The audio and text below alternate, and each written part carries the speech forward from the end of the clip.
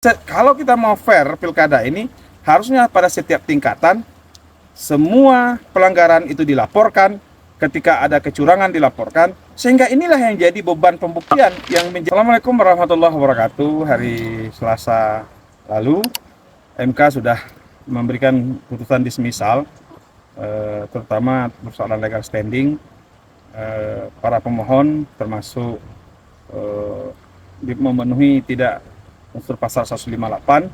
Ternyata banyak yang tumbang, walaupun sebenarnya banyak yang kemudian kita menjadi polemik dan pembicaraan di masyarakat, adanya money politik, adanya keterlibatan ASN, intervensi dan lain-lain sebagainya, termasuk intimidasi. Namun disayangkan pembuktian itu tidak terjadi di mahkamah, karena yang lebih banyak narasi tapi tidak punya bukti. Inilah yang jadi problem dalam banyak gugatan pilkada, pileg dan pilpres. Sering yang kalah itu baru kemudian menyatakan kecurangan ketika dia kalah.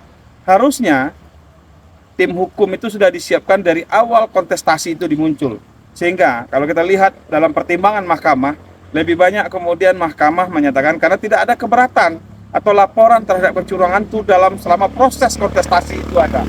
Dan inilah kelemahan yang terjadi dalam setiap pilkada. Sering yang setelah kalah orang baru seakan-akan mencari kesalahan, walaupun mungkin kesalahan itu terjadi, tetapi baru dia laporkan ke para penyelenggara pemilu pilkada, KPU, Bawaslu, setelah dia kalah. Harusnya kalau kita mau fair pilkada ini, harusnya pada setiap tingkatan semua pelanggaran itu dilaporkan, ketika ada kecurangan dilaporkan, sehingga inilah yang jadi beban pembuktian yang menjadi alat bukti dan barang bukti ketika kemudian ada pelanggaran yang TSM itu. Sayangnya yang banyak terjadi adalah ketika kalah baru bersuara.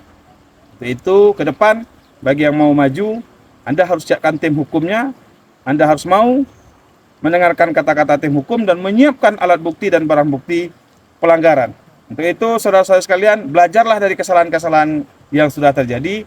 Kalau kemudian kita membangun demokrasi ini lebih bagus, maka mari kita bersama-sama partisipatif mengawasi kecurangan pilkada atau pemilu. Sekian, Assalamualaikum warahmatullahi wabarakatuh.